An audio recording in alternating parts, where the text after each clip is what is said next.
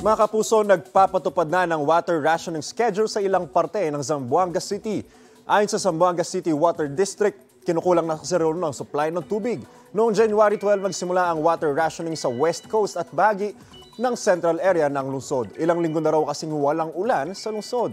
Patuloy rin ang pagbaba ng tubig sa ilog ng Barangay Pasunanca.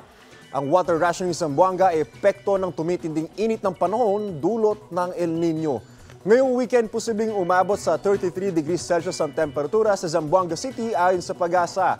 Dito naman sa Metro Manila, malamig-lamig ang panahon na maglalaro sa 29 hanggang 30 degrees Celsius.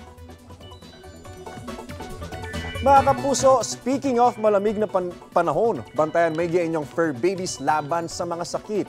Sa Dagupan City, abot sa 5 hanggang 8 alagang aso at pusa ang dinadala sa veterinary clinic dahil sa respiratory tract infection. Kasabayan ng pabago-bagong panahon at paglamig ng temperatura, humihina raw ang katawan ng mga hayop dahil sa sari-saring virus at bakterya.